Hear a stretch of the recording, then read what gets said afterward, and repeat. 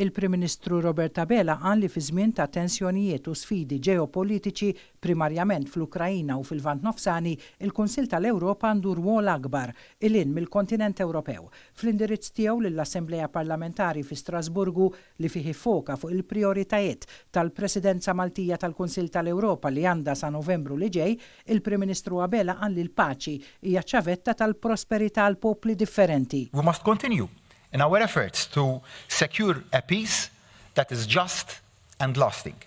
A peace that honors the values that we strive to protect and uphold. And such a just and lasting peace must also reach beyond our continent and to our doorstep, where grave and unbearable human suffering persists. Sfidi globali jeħtieġu sforzi globali, kliem il-Prim Ministru Robert Abela li żied jgħid ukoll li Malta timpenja ruħha biex tibqa' l-pont anke bejn il-pajjiżi tal-Kunsill tal-Ewropa 46 b'kollox. Żied jgħid ukoll li l-ebda nazzjon mhu żgħir biex jagħti direzzjoni lejn futur aħjar. Il-Prim Ministru Abela semma l-pass importanti għat-twaqqif ta' Tribunal Speċjali bejn l-Ukrajna u l-Kunsill tal-Ewropa ftehim illi nata spinta l-qudiem mill-Presidenza Maltija. Illi se jkun qed jilqa' il-ġurisdizzjoni tal-dak li jsejħu crimes of aggression. Dik mill-parti legali, però mbagħad għandek soluzzjonijiet li jridu jintlaħqu illum belada. Dak li qed naraw fil-Lvant Nofsani.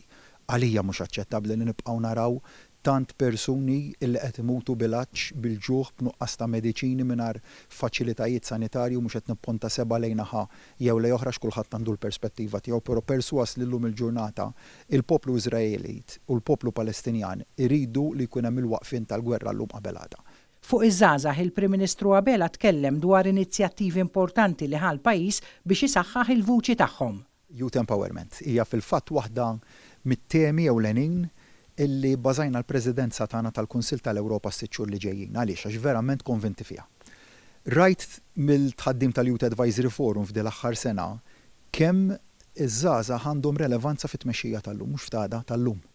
Il-Prim Ministru Abela tkellem ukoll dwar il-passi li ħadet Malta bir-riformi li saru anke b'konsultazzjoni mal-Kunsill tal-Ewropa li waslu biex Malta ssaħħaħ l-integrità istituzzjonali tagħha fosthom dwar il-ħatriet fil-ġudikatura, it-tisħiħ tal-Uffiċċju tal-Ombudsman u l-Kummissjoni Permanenti kontra l-Korruzzjoni, il-bidla fil-mod kif jinħatar il-President tar-Repubblika bil-vot ta' żewġ terzi u r-ristrutturar favur tisħiħ fl-operat tal-Uffiċċju tal-Avukat Ġenerali.